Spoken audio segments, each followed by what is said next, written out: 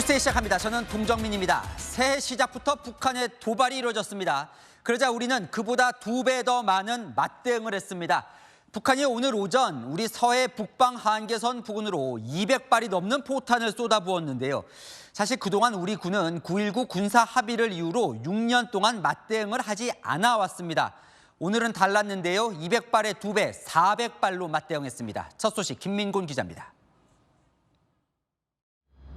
우리 군의 K9 자주포 포신에서 불꽃이 터져나오고 곧이어 매캐한 연기가 가득해집니다. 자주포 안에서는 장병들이 장전에 여념이 없습니다. 우리 군이 오늘 오후 3시부터 연평도와 백령도 등지에서 해상 사격 훈련을 실시했습니다. 오늘 오전 북한의 포격 도발에 맞서 30분간 400발 넘게 발사하며 2배로 맞대응 사격한 겁니다. 9.19 군사합의 파기를 주장한 이후 서해 완충구역 내 포병 사격을 재개한 것으로 북한의 도발에 상응하는 조치를 시행할 것입니다. 앞서 북한은 오전 9시부터 11시까지 2시간에 걸쳐 포탄 200여 발을 기습 발사했습니다. 포탄은 북한 장산곶과 등산곶 일대에서 발사돼 완충구역 내에 떨어졌고 북방 한계선 NLL은 넘지 않아 우리 국민의 피해는 없는 것으로 파악됐습니다. 앞서 북한은 지난 2018년 남북군사합의 이후에도 해상 완충구역 내에서 14번이나 포사격을 실시하며 합의를 무시해왔지만 우리 군은 같은 수준의 대응 사격을 하지 못했습니다. 북한이 지난해 11월 군사합의 파기를 선언하자 우리 군 역시 6년 만에 처음으로 완충구역 내에서 사격에 나선 겁니다. 그 이전에 이뤄진 우리 군의 포격 대응은 북한이 경기 연천군의 대북 확성기 방향으로 직사포를 발사한 지난 2015년 8월이 마지막이었습니다. 아군 민경 초소들을 목표로 36발의 포탄을 발사하는 분별 없는 망동을 벌이었다. 북한이 군사합의로 파괴했던 GP 자리에 콘크리트 초소를 새로 만들고 경의선 육로에 지뢰도 배설하기 시작해 한반도 내 군사적 긴장감은 고조되고 있습니다.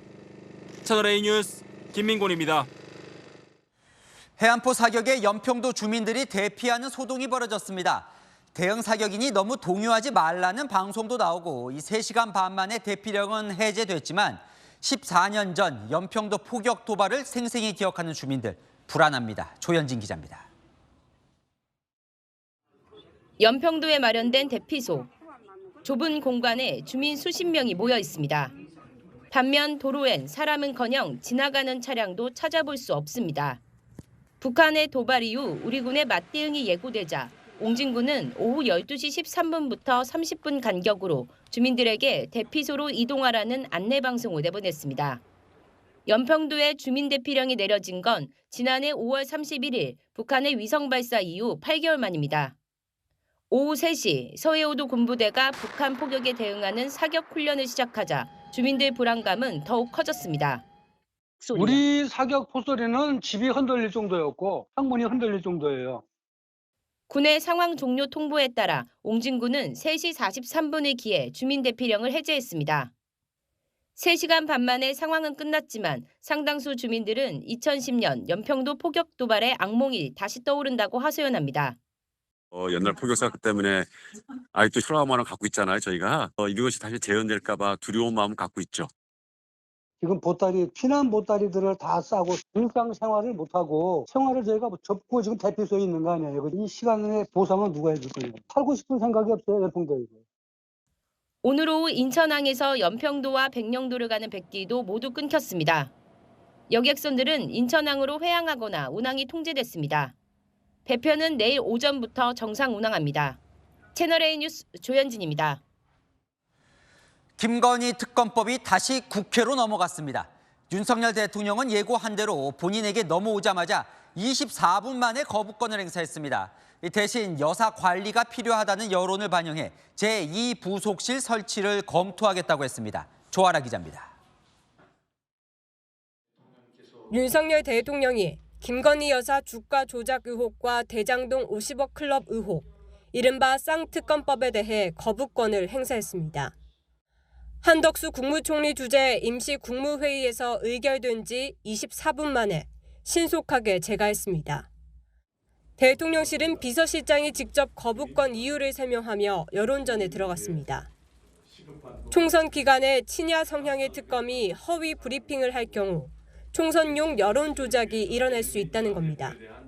12년 전 결혼도 하기 전인 일로 문재인 정부에서 2년간 탈탈 털어 기소는커녕 소환도 못한 사건을 이중으로 수사함으로써 그러면서 대장동 50억 클럽 의혹 특검법은 이재명 민주당 대표 방탄 목적이라고 반격에도 나섰습니다.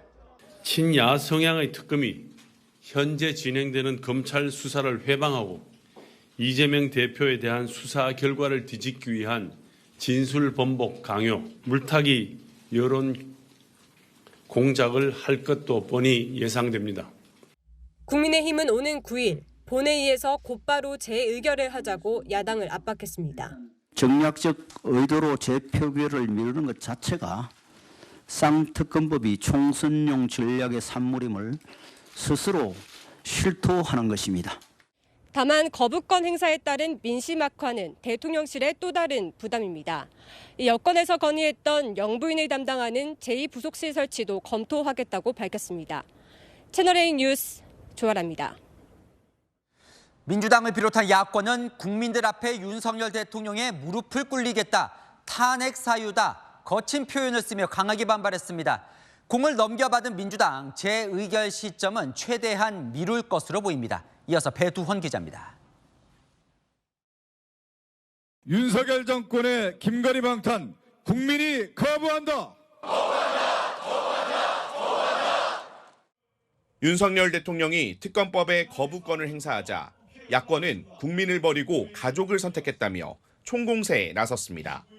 윤석열 대통령과 정부 야당이 국민 앞에 무릎 꿇는 모습을 반드시 만들어 내겠습니다, 여러분.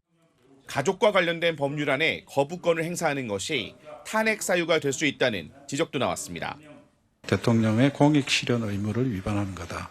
그거는 최종적으로는 탄핵의 사유도 될 수 있다. 이런 결론이었고요. 다시 국회로 넘어온 쌍특검법에 대한 재표결에 대해 민주당은 급하지 않다는 입장입니다. 법리적인 부분을 따져 헌법재판소에 권한쟁의 심판을 청구하는 방안을 검토 중입니다.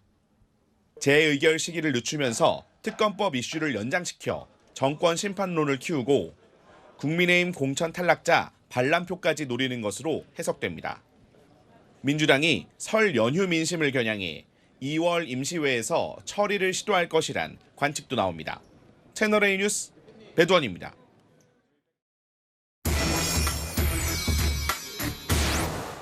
자, 대통령실이 처음으로 제2부속실 설치를 검토한다고 밝혔습니다. 안희 기자, 정치부 조영민 기자와 의미를 좀 짚어보겠습니다. 무슨 의미입니까? 제2부속실 설치를 검토한다? 기억하시겠지만 윤석열 대통령이 대선 후보 시절 영부인을 담당하는 이 제2부속실을 설치하지 않겠다고 여러 차례 약속했습니다. 대통령 부인은 선출된 권력이 아니고 가족이다. 법 외적인 지위를 관행화하는 것은 맞지 않다는 취지였습니다. 취임 이후 김 여사 관련 논란이 반복됐지만 역시 선을 그어왔었죠. 그런데 총선을 3개월여 앞둔 이 시점에 특검 정국이 되자 전격적으로 제2부속실 카드를 꺼내든 겁니다. 그러면 안 하겠다고 하던 걸 왜 바꾼 겁니까? 결국 여론인가요? 사실 윤 대통령은요, 이 대선 공약을 번복하는 것에 대한 이 거부감이 큽니다. 이번에도 마찬가지인데요. 오늘 제2부속실 설치 검토를 발표하기 전까지도 대통령은 국민한테 약속한 것을 특별한 명분도 없이 바꿀 수 있느냐 이렇게 말한 것으로 취재가 됐습니다. 하지만 참모진들은 국민 여론을 수용하는 모습을 보이는 것도 중요하지 않느냐는 취지로 설득했다고 합니다. 자, 실제 여권, 그러니까 국민의힘 내부에서도 제2부속실이 필요하다고 여러 명이 얘기를 해왔습니다. 맞습니다. 여권 내부에서도 김건희 여사에 대한 이 국민의 불만을 어떤 방식으로든 잠재워야 한다라는 건의가 계속 올라갔습니다. 대통령 부인은 선출된 권력이 아니니 제2부속실이 필요 없다. 없다는 취지였지만 정작 김건희 여사가 활발하게 외부 활동을 하면서 오히려 공적으로 관리가 필요한 것 아니냐는 의견들이 올라갔던 거죠. 괜히 비선 권력이라는 오해만 산다는 거죠. 여권 지지층에서도 김 여사 문제만큼은 대통령실 대응에 문제가 있기 때문에 바뀌어야 한다는 시각이 많다는 게 여권 다수의 설명이기도 합니다. 한동훈 국민의힘 비상대책위원장도 제2부속실 설치에 공감의 뜻을 표하기도 했습니다. 대통령실에서 제2부속실 관련해서 국민 대다수가 동의하면 설치하겠다라고 했는데 저는 공감합니다. 이 지지층의 요구에 대통령이 화답했다는 게 대통령실 기류입니다. 자, 요즘 김건희 여사가 잘 보이진 않거든요. 네. 이 부속실이 생기면 다시 이제 공개 활동을 하는 겁니까? 김건희 여사는 이 김건희 특검법이 이슈가 되면서 지난달 15일 네덜란드 순방 이후 공개 활동을 하지 않고 있습니다. 제2부속실 설치와 무관하게 당분간 공개 활동은 하지 않을 방침인 것으로 전해지고 있습니다. 제2부속실은 여론이 요구하는 대로 공적 영역에서 감시받는 속에서 움직이게 하겠다는 것입니다. 자, 특검법 얘기를 좀 할게요. 다시 공이 국회로 넘어갔습니다. 9일에 본회의가 예고돼 있거든요. 그때 재의결을 할까요? 현재로서는 가능성은 좀 적어 보입니다. 민주당의 지연 전술과 대통령실의 속도전이 지금 맞붙으면서 여론전이 시작된 형국입니다. 민주당은 당장 9일 처리 못한다. 영부인이 대상인 특검법을 대통령이 거부하는 게 맞는 건지 헌법재판소 판단을 먼저 받아보겠다고 하고 있고요. 대통령실은 패스트트랙으로까지 처리하면서 시급하다 했던 이 특검법, 재의결 요건까지 다 갖춰졌는데 9일 본회의에서 정작 처리 안 하면 총선용 특검이었다는 걸 스스로 자인하는 꼴이다, 이렇게 맞서고 있습니다. 근데 이게 궁금합니다. 어쨌든 재의결을 한다면 민주당만으로는 지금 의석수가 부족하거든요. 네. 재의결 통과가 가능하다고 보나요, 민주당은? 재의결 위해서는 이 199석의 의석이 확보가 되어야 합니다. 현재 야당을 다 끌어모아도 180여 석 정도니까 국민의힘 이탈표가 필수적인 겁니다. 그래서 민주당은 국민의힘 공천에서 떨어진 국회의원들이 이탈할 수 있는 다음 달 중순이나 말쯤 재의결을 시도할 것이라는 관측이 나옵니다. 재의결이 되면 대통령의 이 거부권 행사는 무력화됩니다. 민주당으로서는 총선을 김건희 특검 국면으로 가면서 국민의힘 분열도 노릴 수 있는 것이죠. 여권도 혹시 모를 이탈표가 없도록 수를 고민하고 있는데 재의결 통과 가능성은 낮다고 보고 있습니다. 네, 잘 들었습니다. 아는 기자 조영민 기자였습니다. 이재명 민주당 대표가 헬기 타고 서울대병원으로 이송된 지 사흘이 지났지만 이 논란이 가라앉질 않고 있습니다. 이재명 대표 측은 부산대 병원이 결정한 일이라고 진화에 나서고 있지만 부산시 의사회뿐 아니라 서울시, 광주시 의사회도 특혜라며 반발하고 나섰습니다. 김유빈 기자 보도 보시고 아는 기자와 좀 제대로 따져보겠습니다. 민주당 지도부는 오늘 일제히 이재명 민주당 대표의 서울대병원 이송 과정에서 특혜는 없었다며 진화에 나섰습니다. 김영진 대표 정무조정실장은 야당 당대표의 업무 연속성 때문에 서울에서 진행하는 게 필요하다는 판단이 있었다고, 그래서 부산대병원 측에 요청했고 동의를 받아 서울대병원으로 전원한 것이라고 설명했습니다. 부산 지역 응급 환자를 위해 이송한 것이라는 주장도 나왔습니다. 대표가 눌러 앉아서 권역외상센터에서 막 치료만 받고 있었다 그러면 오히려 정말 더 비상응급을 받아야 되는 환자들을 오히려 방해할 수 있는 이런 또 오해를 받을 수 있기 때문에. 하지만 부산시 의사회에 이어 서울시 의사회도 성명을 내고 특혜 비판에 가세했습니다. 많은 국민들이 아주 필요할 때 또 써야 되는 소중한 자산을 응급 헬기를 타고서 사설 응급 차량을 이용하셔서 서울에 오셨으면은 그나마 또 국민들이 보기에 특혜다 이런 생각을 좀 안 하시지 않았을까. 광주시 의사회도 이 대표는 다른 응급 환자가 헬기를 이용할 기회까지 박탈했다고 비난했습니다. 앞서 부산시 의사회는 이 대표 상태가 위중했다면 지역 상급 종합병원인 부산대병원에서 수술받아야 했다며 지역 의료계를 무시했다고 반발한 바 있습니다. 이모경 민주당 원내대변인은 손목 정맥 60%가 잘려나갔다며 생사의 위기 앞에 왜 의료계까지 갈라쳐지냐고 말했습니다. 채널A 뉴스 김유빈입니다. 이재명 대표를 흉기로 공격한 김모 씨, 이 범행 당시 남기는 말이란 제목의 8장 문서를 갖고 있었습니다. 이 대표 등 정치권에 대한 적개심이 담긴 것으로 파악됐는데요. 경찰은 김 씨의 신상 공개도 검토하고 있습니다. 배유미 기자입니다. 이재명 대표 왜 공격하셨습니까? 경찰에다가 내 변명문을 8쪽짜리 제출을 했어요. 그거 참고해 주시면 되겠습니다. 김 씨가 범행 당시 갖고 있었던 변명문. 경찰은 김 씨를 체포하며 외투 주머니에 있던 문서를 압수했습니다. 남기는 말이란 제목의 글엔 역사적 사명감으로 한 일이라고 자신을 합리화했습니다. 문재인 정부 경제정책을 비판하고 민주당이 이재명 살리기에 올인하고 있다는 내용 등도 담긴 걸로 알려집니다. 경찰은 김 씨가 쓴 글 내용과 진술은 대체로 일치한다고 설명했습니다. 경찰은 요건이 충족된다며 김 씨의 신상정보 공개 가능성도 열어놨습니다. 경찰은 신상정보 공개 심의위원회 개최 여부를 검토하고 있는데요. 다음 주 초면 김 씨의 신상 공개가 결정될 걸로 보입니다. 경찰은 김 씨 휴대전화와 PC 등 포렌식을 통해 공범이나 조력자가 있는지를 수사하고 있습니다. 프로파일러를 투입해 김 씨의 심리 상태 등도 파악하고 있습니다. 채널A 뉴스 배유미입니다.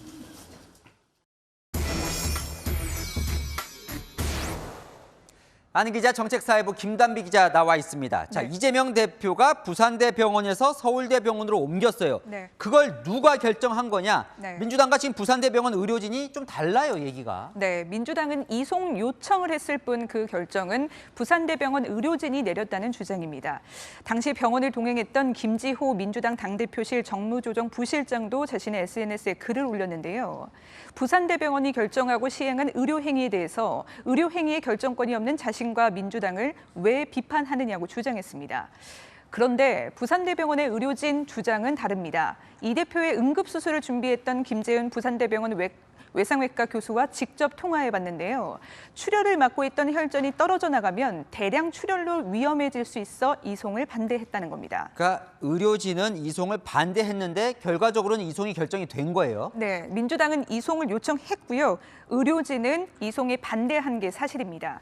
그런데 결과적으로는 이송이 됐죠. 제가 당시 의료 책임자였던 김영대 부산대병원 권역 외상센터장과 연락해 누구 말이 맞는지 확인해 봤는데요. 김 센터장은 당시 의료진의 반대가 있었지만 가족들이 이송을 원한다고 해서 이송을 결정했다고 밝혔습니다. 당시 민주당 관계자 측이 이송을 요청할 때 상황도 밝혔는데요. 이 대표의 비서실장이 서울대 의료진에게 전화를 걸어서 바꿔주길래 환자 상황을 설명하고 바로 수술할 수 있는지 등을 확인해서 결정했다고 말했습니다.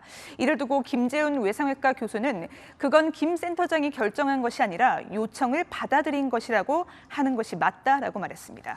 자, 그런데 사실 서울대병원도 먼저 부산대병원에 이송 요청이 있었다, 이렇게 말했던 걸로 기억하거든요. 네, 어제 서울대병원 브리핑에서 나온 발언인데요. 한번 들어보시죠. 목 정맥이나 목 동맥의 혈관 재건수는 난이도가 높은 수술입니다. 우리는 부산대병원의 전원 요청을 받아들였고 중환자실과 수술실을 준비하고. 네, 서울대병원은 난이도 높은 수술을 부산대병원에 이송 요청을 받아들여 한 것처럼 말한 건데요. 그런데 앞서 설명드린 대로 부산대병원 측의 입장은 정반대입니다. 수술 준비를 마친 상태에서 이송을 요청하는 민주당 비서실장이 전화를 바꿔줘서 서울대병원이 수술할 수 있겠느냐고 물어보고 이송을 보냈다는 겁니다. 네. 자, 이 논란이요. 그런데 지방 의료계 폄하 논란까지 번졌습니다. 네, 그렇습니다.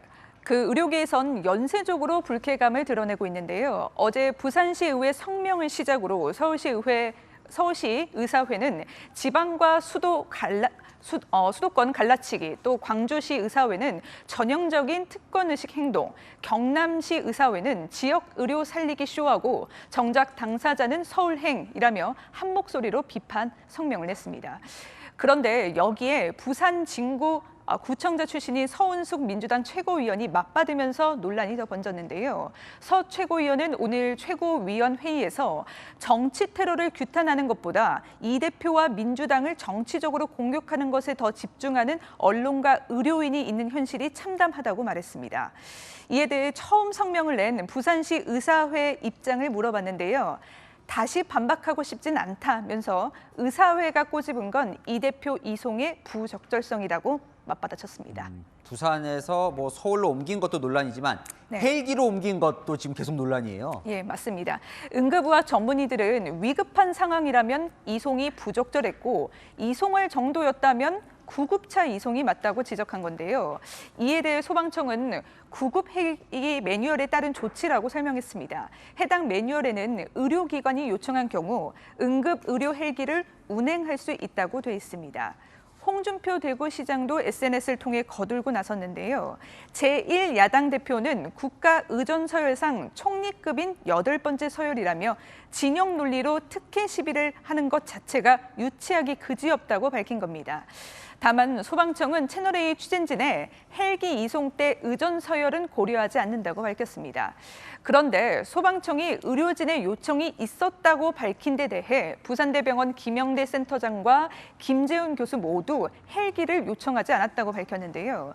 이 대표 헬기를 누가 요청했는지를 두고는 더 풀어나가야 할 대목으로 지목됩니다. 네, 잘 들었습니다. 아는 기자 김단비 기자였습니다. 네, 한동훈 국민의힘 비상대책위원장이 내일 무소속 이상민 의원과 오찬 회동을 갖습니다. 중도 외연 확장을 위한 행보로 해석되는데요. 외부 인사와의 단독 회동은 이번이 처음입니다. 홍지은 기자의 단독 보도입니다. 한동훈 국민의힘 비상대책위원장이 내일 민주당을 탈당한 이상민 무소속 의원과 오찬을 함께합니다. 이 의원은 지난해 12월 이재명 체제의 민주당을 비판하며 탈당했고 국민의힘 합류 가능성도 열어둔 바 있습니다. 국민의힘 관계자는 채널A에 중도 확장 행보의 일환이라고 전했습니다. 다양한 생각을 가진 많은 분들을 진영과 상관없이 만나고 경청할 겁니다. 인재영입 위원장을 직접 맡은 한 위원장이 이 의원 영입까지 맡을지도 주목됩니다. 오찬 이후에는 김대중 탄생 100주년 행사에 참석하는데 이 자리에서 문재인 전 대통령과 첫 만남이 성사될 전망입니다.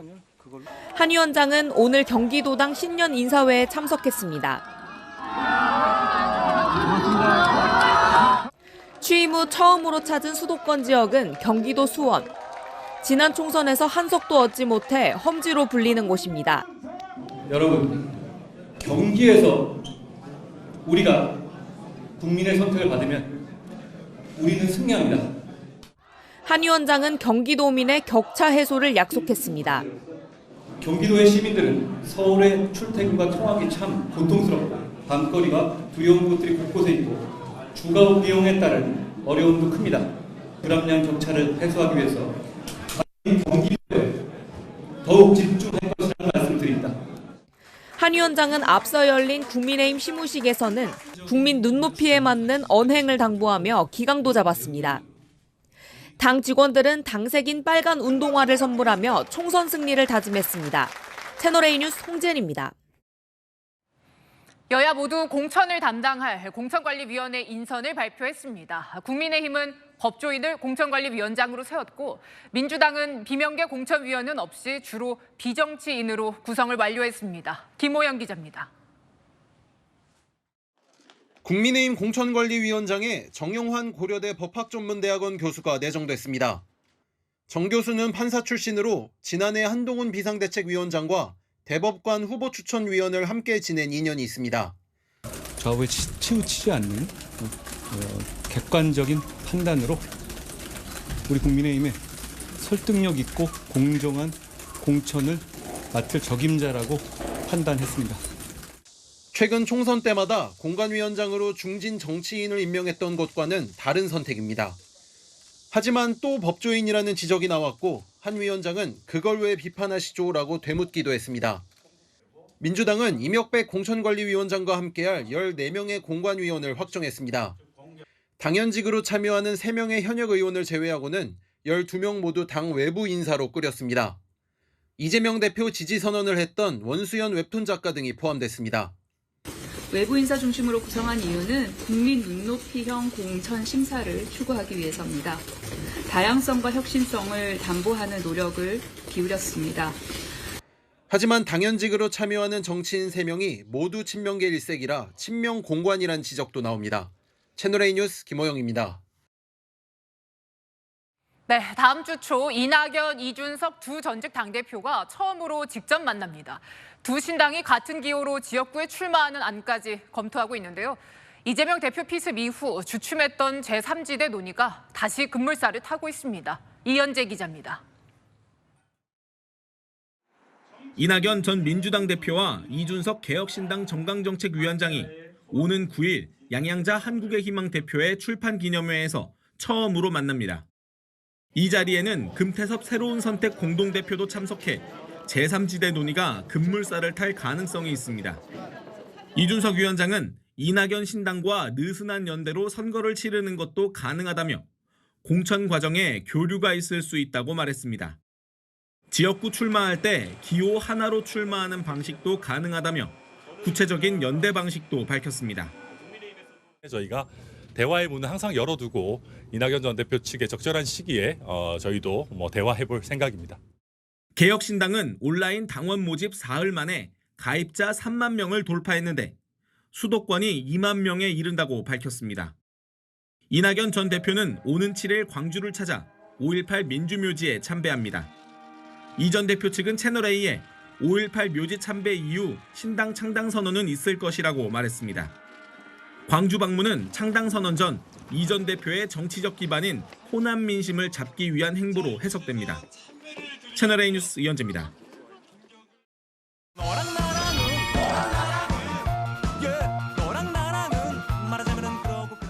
네, 윤수민 기자와 여랑야랑 시작합니다. 첫 번째 주제 보겠습니다.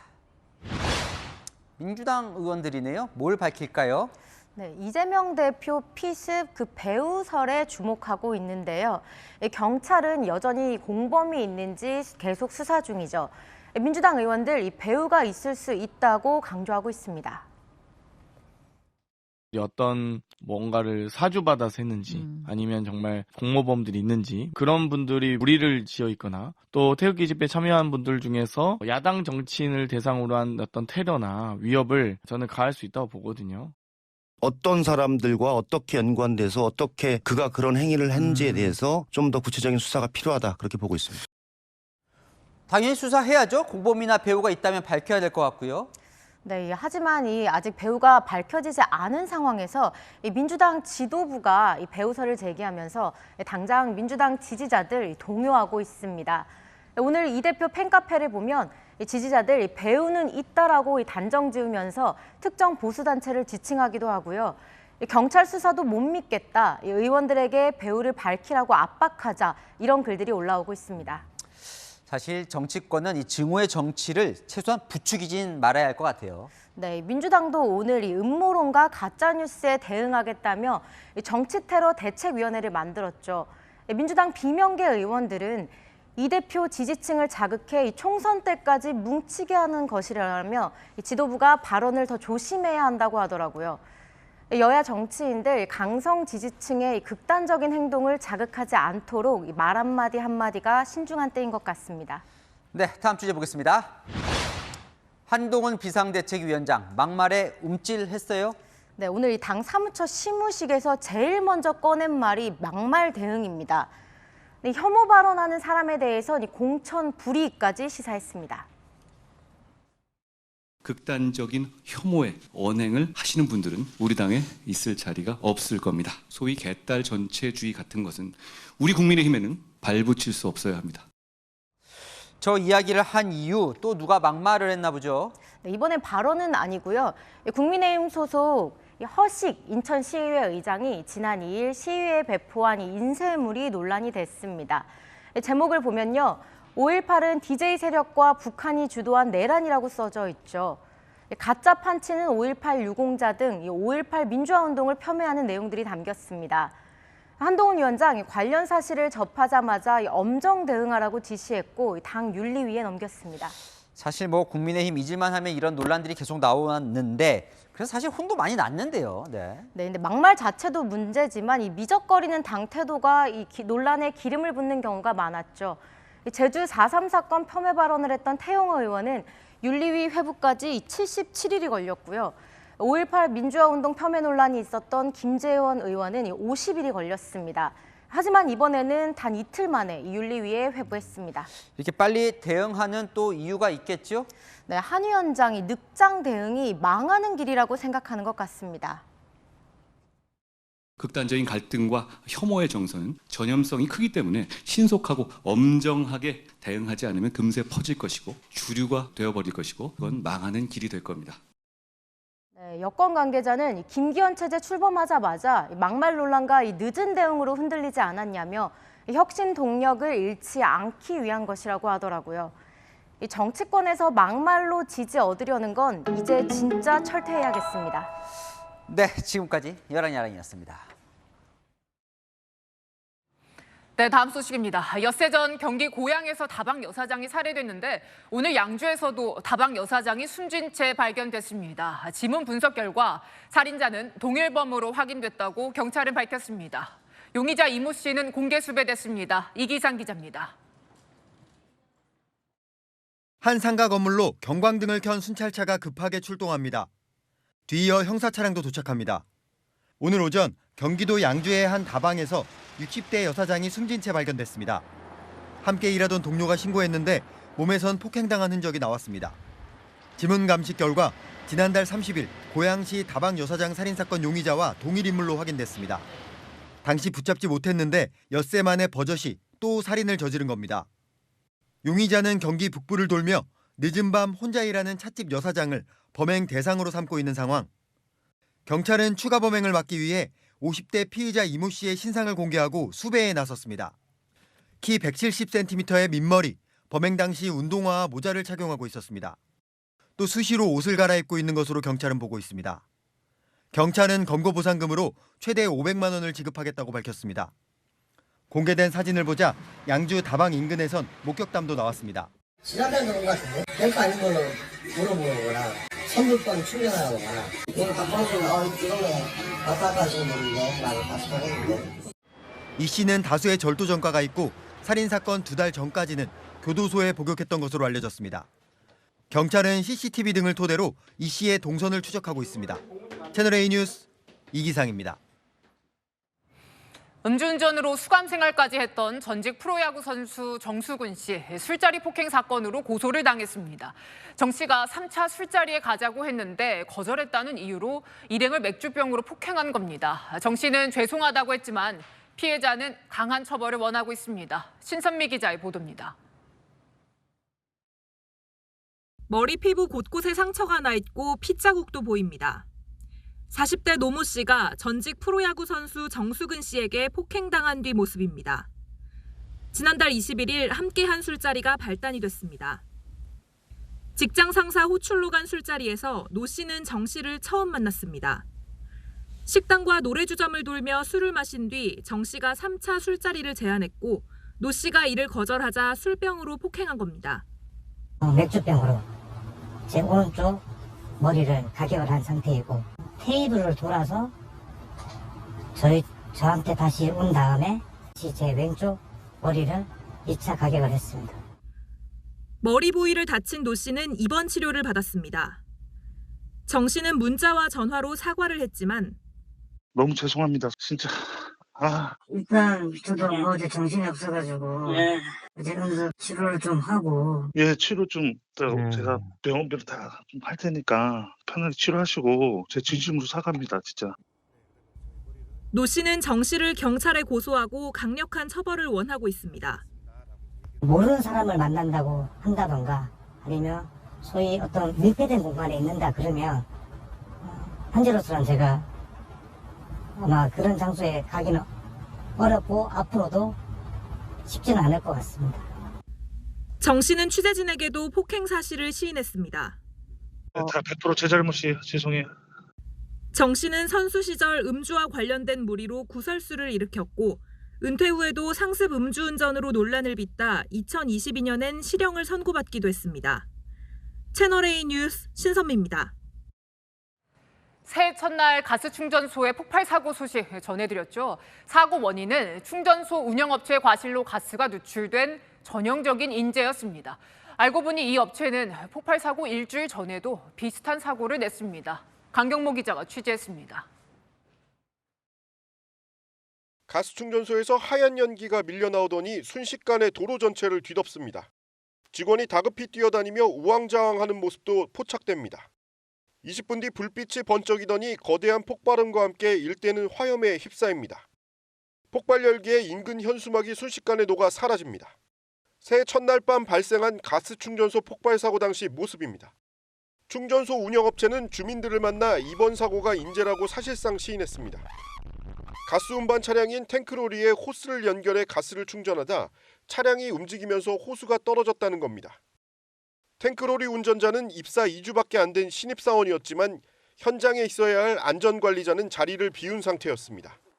말도 안 되는 소리죠. 그 현장에 안전관리자가 같이 동석을 한 상태에서 작업이 수행이 돼야 되는데 그런 부분이 전혀 없었던 거죠. 그런데 취재 결과 이 업체는 불과 일주일 전에도 비슷한 사고를 낸 것으로 확인됐습니다. 이 업체 소속 탱크로리가 양양군 한 식당에 설치된 LP가스통에 가스를 주입하다 누출되는 사고가 난 겁니다. 그날 아침에 뭐 갖다 먹었어. 그러다 뒤를 쳐놓고 막 기름 거를 깜짝 놀라더라고. 그러니까 못 들어가게 하더니. 가스 냄새가 났죠. 누가 뭐 담배를 피운다든가 뭐 라이터를 켰다든가 이러면 위험 소지가 있죠. 가스공사 조사 결과 탱크로리 운전자가 식당 가스탱크에 너무 많은 가스를 주입한 게 원인으로 드러났습니다. 가스공사는 평창군의 해당 업체에 행정처분을 내려달라고 통보할 예정입니다. 채널A 뉴스 강경모입니다. 이르면 다음 달부터 건강보험 지역가입자들의 부담이 줄어듭니다. 소득이 없어도 자동차와 재산에 부과돼서 특히 은퇴한 노년층의 불만이 컸는데요. 자동차에 부과했던 건강보험료가 완전히 폐지됩니다. 유승진 기자입니다. 은퇴한 어르신들은 소득이 줄었는데도 건강보험료가 오히려 늘었다고 어려움을 호소하십니다. 윤석열 대통령이 건강보험료 제도 개선을 주문한 지 열흘 만에 정부와 국민의힘이 대책을 내놓았습니다. 지역 가입자는 소득 외에 재산과 자동차에도 건강보험료를 부과했는데 이 부담을 덜어주기로 했습니다. 4천만 원 이상 차량에 부과했던 자동차 건보료는 아예 폐지됩니다. 예를 들어 6천만 원짜리 카니발을 보유한 세대는 월 4만 5천 원 정도를 냈지만 앞으로는 내지 않아도 됩니다. 자동차 건보료 폐지로 총 9만 6천 세대의 지역 가입자가 혜택을 보고 보험료는 월 평균 2만 9천 원 정도 싸집니다. 자동차에 건강보험료를 부과하는 국가는 우리나라가 유일합니다. 직장 가입자와 지역 가입자 간 형평성과 공정성을 제고하기로 하였습니다. 지역 가입자의 재산에 대한 건강보험료의 기본 공제도 현행 5천만 원에서 1억 원으로 늘립니다. 총 330만 세대의 재산 건보료가 월 평균 2만 4천 원 정도 줄어듭니다. 돈 내는 게 줄어드니까 좀 아무래도 좀 도움이 되겠죠. 답은 몇백 원이라도. 서민한테는 굉장히 반가운 소식이죠. 모든 게 힘드니까 한 푼이라도 좀 저렴하게 해주면은 좋은 거로 생각하고 있습니다. 이르면 올해 2월분부터 적용될 예정인데 정부는 부족해지는 재정은 지출을 효율화해 메울 수 있다고 밝혔습니다. 채널A 뉴스 유승지입니다. 홍콩 증시 연계 투자 상품 홍콩 ELS의 만기가 오늘부터 돌아와서 손실이 확정됩니다. 은행 권유에 노후 자금을 넣었다가 원금이 반토막 나는 등 피해 사례가 나오고 있습니다. 류찬 기자입니다. 노후 자금 1억 원을 은행에 맡긴 70대 김모 씨는 한숨만 나옵니다. 은행 권유로 본인이 가입한 상품이 홍콩 H지수 연계 ELS 상품이란 걸 최근에서야 알았습니다. 도장을 달라고 그러잖아요, 은행에 가면. 그럼 그거 가지고 다 내 도장 막 뻑뻑뻑뻑 찍고 그래요. 이거 왜 이렇게 많이 찍어요? 그럼 이게 뭐 은행 서류니까요. 어쩔 수 없어요. 오는 9일 만기인데 1억 원이던 원금은 4,900만 원으로 반토막이 났습니다. 은행에다가 무슨 투자를 합니까? 노후 자금을. 어떤 경우도 손해본다는 데다가 적금 넣지는 않잖아요. 2021년 초 고점을 찍었던 홍콩 H지수가 50% 넘게 빠지며 손실 구간에 들어간 홍콩 ELS 만기가 오늘부터 돌아왔는데 다음 주부터 피해가 속출할 전망입니다. 상반기에 돌아오는 만기 금액만 9조 원이 넘고 이번 달만 해도 8천억 원 만기가 돌아옵니다. 금융당국도 발등에 불이 떨어졌습니다. 시중은행과 증권사 등에 대한 정식 검사에 착수해 불안전 판매 여부 등을 따질 예정입니다. 분쟁 조정 인력을 대폭 강화하고 피해 유형을 분류해 배상 기준도 마련합니다. 개인 투자자들의 막대한 손실이 예상되면서 소비와 투자가 위축될 것이란 관측도 나옵니다. 배상을 둘러싸고 금융사와 투자자 간 분쟁이 본격화될 전망입니다. 채널A 뉴스 유찬입니다. 금값이 많이 올라서 이른바 금테크에 관심이 커지고 있죠. 편의점에서 골드바 살 때 어디서 사든 가격이 비슷할 것 같지만 아닙니다. 오늘 열돈 기준으로 따져보면 40만 원 넘게 차이 납니다. 그 이유는 김승희 기자가 알려드립니다. 소비자들에게 금을 어디서 사는지 물었습니다. 종로 상가에서 사요. 하루하루 금 시세가 나와 있고 거기서 얼마라는 게 가격이 딱 정해 있고. 금방에서 많이 사죠. 같거나 조금 저렴하거나. 새해를 맞아 기념으로 나온 이 골드바도 동네 편의점에서 쉽게 살 수 있는데요. 하지만 같은 무게라도 판매처마다 가격이 제각각입니다. 제가 직접 가서 비교해 보겠습니다. 첫 번째 편의점입니다. 십장생 그림이 새겨진 10돈짜리 골드바를 417만 6천 원에 팔고 있습니다. 또 다른 편의점에선 오늘 10돈 기준 골드바가 375만 9천 원입니다. 앞선 편의점과의 가격 차이는 41만 7천 원, 약 10% 저렴한 겁니다. 이렇게 가격 차이가 나는 이유는 책정 방식이 다르기 때문입니다. 첫 번째 편의점은 소비자 혼동을 줄이기 위해 1월 한 달간 금 시세 추이를 예상하고 세공비까지 감안해 정액을 책정했습니다. 두 번째 편의점은 매주 수요일마다 한국금거래소의 시세를 반영합니다. 한 돈짜리 금 상품도 가장 저렴한 곳은 수요일 시세를 적용한 편의점으로 40만 6천 원이었습니다. 한국금거래소는 오늘 시세를 반영해 40만 7천 원에 또 다른 편의점은 46만 1천 원 정액에 팔고 있습니다. 지금은 변동가가 유리하지만 금 시세는 매일 바뀌다 보니 가격이 치솟을 땐 정액에 파는 편의점에서 사는 게 이득입니다. 다양한 판매처가 생겨난 만큼 금을 살 때도 꼼꼼한 비교가 필요해 보입니다. 채널A 뉴스 김승희입니다. 최근 서울 명동과 서울역 사이가 지옥의 퇴근길이 됐습니다. 서울시가 정류장의 혼잡을 해소하겠다며 버스 표지판 앞 줄서기를 해서 정체가 심각해진 겁니다. 결국 9일 만에 정책을 철회했습니다. 취재기자 연결해서 현장 상황 알아보겠습니다. 송진섭 기자, 결국 원점으로 돌아간 건데 현장은 어떻습니까? 네, 저는 지금 명동 입구 광역버스 정류장에 나와 있습니다. 그런데 인도에 세워진 버스 줄서기 표지판은 일부만 적혀 있고 대부분 백지로 뒤집혀 있습니다. 오후 3시 넘어 서울시가 줄서기 철회를 결정했고 부랴부랴 29개 노선 중 17개 번호판을 떼기 시작한 겁니다. 정류장 혼잡을 줄이겠다며 줄서기를 시행한 지 9일 만입니다. 하지만 퇴근 3, 4시간 전에 갑자기 이뤄진 조치에 시민들은 혼란스럽기만 합니다. 서울시가 이거를 오늘 또 취소하겠다고 했거든요. 알고 계셨나요? 아니요, 저 모르는데요. 네, 몰라요. 송 기자, 그럼 뭐가 문제였던 겁니까? 예, 애초에 좋은 의도로 시행했지만 병목 현상에 따른 교통 체증이 심각했습니다. 먼저 어제 저녁 영상 보면서 설명드리겠습니다. 버스 번호 앞으로 사람들이 길게 줄 서 있습니다. 그리고 버스가 표지판 앞에 정확히 서고 사람들이 타는데 명동 정류장 설 수 있는 버스는 많아야 2대 정도입니다. 앞에 버스가 출발하기만을 기다리는 버스가 뒤로 길게 늘어서 있는데 이게 한국은행, 숭례문을 지나 서울역까지 이어져 있습니다. 이렇게 1.7km가량 버스 행렬이 이어지며 두 정거장 가는데 1시간씩 걸리는 겁니다. 제가 저번 화요일 날에 한 1시간 반 정도 기다려서 탔거든요. 차라리 여기 번호판 붙었을 때보다 바닥에 있을 때가 훨씬 나았던 것 같아요. 일단 서울시는 이달 말까지 줄서기를 철회하고 그 사이 대책을 마련키로 했습니다. 우선 수원과 용인으로 가는 광역버스 노선은 정류장을 청계천 광교 옆으로 옮기고 종각, 탑골공원으로 크게 우회시킬 계획입니다. 이 경우 명동 탑승객 수는 9,500명에서 6,400명으로 30%가량 줄어들 것으로 예상합니다. 하지만 졸속 탁상 행정이었단 비판은 피하기 어려워 보입니다. 지금까지 명동 퇴근길 현장에서 채널A 뉴스 송진섭입니다.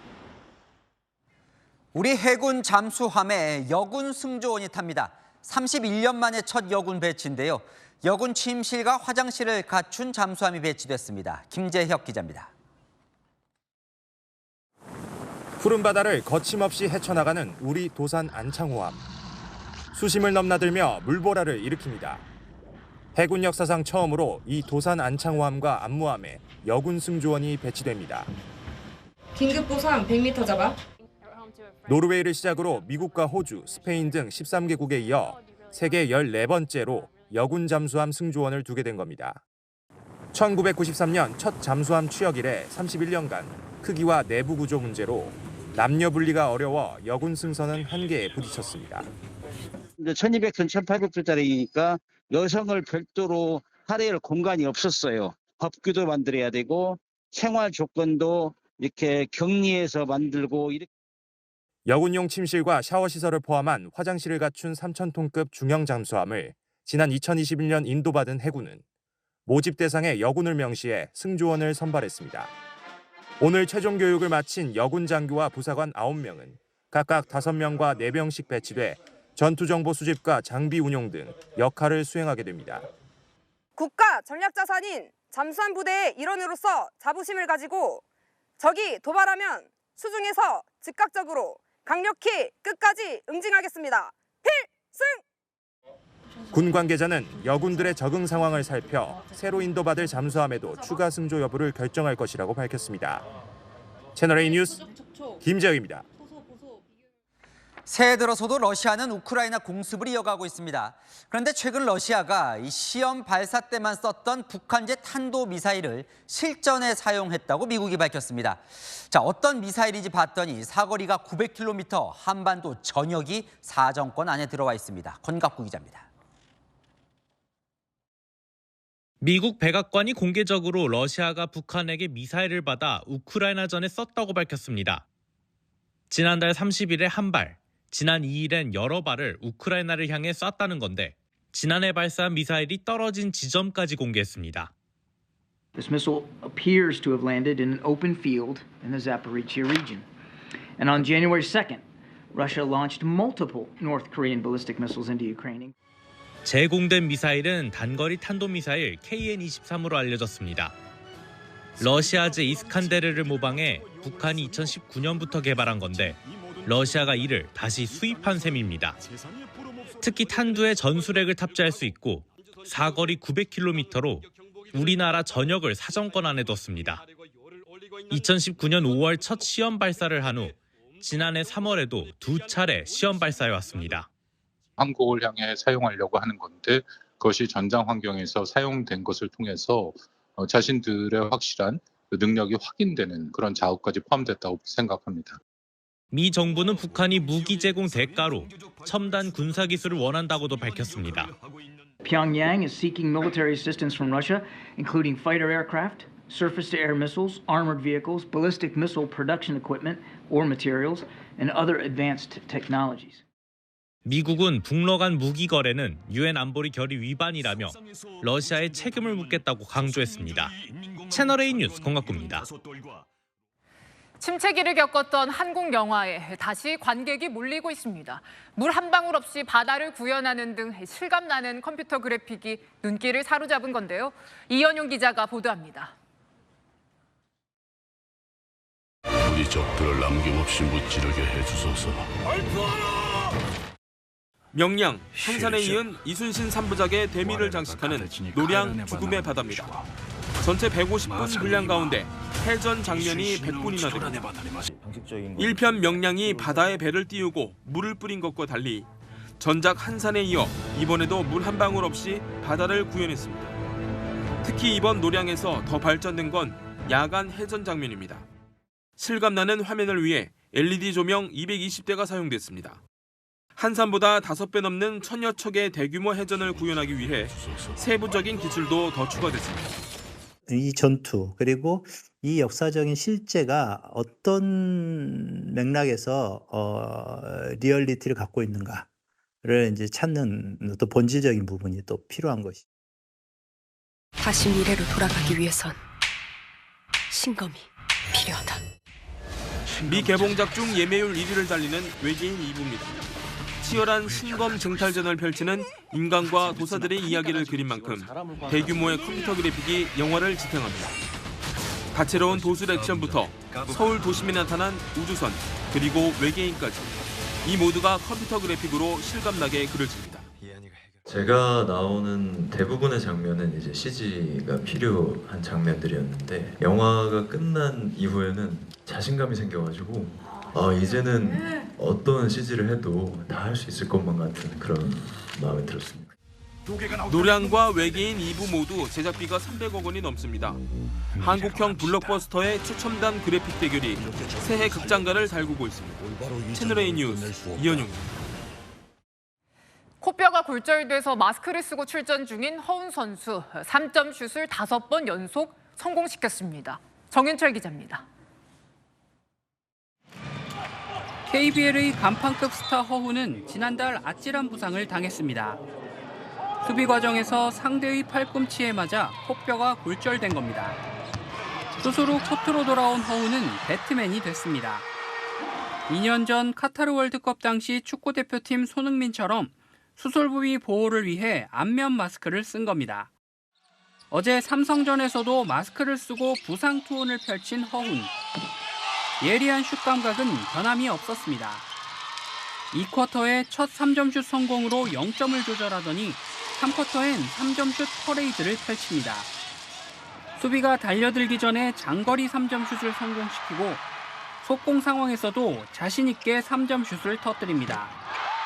2분 동안 3점 슛 5개를 연속 성공시킨 허훈은 마블 영화 블랙팬서 세리머니로 기쁨을 만끽했습니다. 역대 최다 연속 3점 슛 성공 기록 보유자인 허훈은 2쿼터 기록을 포함해 6개를 연속 성공시켰습니다. 점차 좋아질 것 같습니다. 네. 그래서 전혀 아직까지 뛰는데 문제 없습니다. 네. 불편한 마스크를 쓰고도 집중력은 높아졌다는 허훈 특유의 긍정 마인드가 최근 활약의 비결입니다. 당초 한 달 정도 치료가 예상됐지만 허훈은 18일 만에 복귀해 3경기 연속 팀 승리에 기여하고 있습니다. 채널A 뉴스 정희철입니다. 이번 주말 추위의 강도가 세집니다. 지난 한파 수준의 추위는 아닙니다만 내일 아침 서울이 영하 4도로 오늘 영상 2.7도였던 걸 감안하면 꽤 춥게 느껴지실 겁니다. 모레는 영하 6도, 한낮에도 영하 3도로 추위가 더 심해지겠습니다. 주말 동안 하늘은 맑겠습니다. 다만 아침엔 내륙에 안개가 짙겠고요. 내일 밤부터 모레 새벽 사이 서쪽에는 눈이나 비가 내리겠습니다. 눈의 양은 1에서 많게는 3cm입니다. 한편 충청 이남으로는 내일도 초미세먼지가 남아있겠습니다. 내일 아침 서울 영하 3도, 춘천 영하 5도에서 시작돼 한낮에 서울 4도, 대구 8도까지 오르겠습니다. 월요일은 영하 10도로 더 추워지겠고요. 다음 주엔 아침 기온이 계속 영하권이 되겠습니다. 날씨였습니다. 북한이 오늘 해상 완충구역에 포를 쐈습니다. 그런데 북한은 이미 2022년 가을에도 1,200여 발을 완충구역에 쐈습니다. 그러니까 9.19 군사합의를 이전부터 수시로 파기해왔던 거죠. 자, 북한은 갈수록 도발 횟수와 광도를 높일 것 같은데요.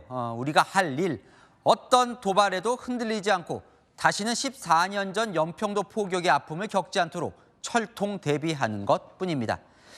마침표 찍겠습니다. 철저 대응, 철통 안보, 뉴스에 마칩니다. 감사합니다.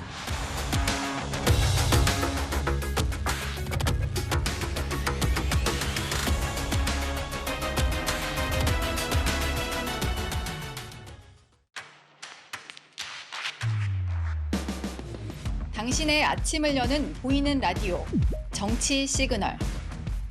시사 보도의 최강자, 김진애 돌직구쇼. 돌직구쇼의 연장전, 더 남아.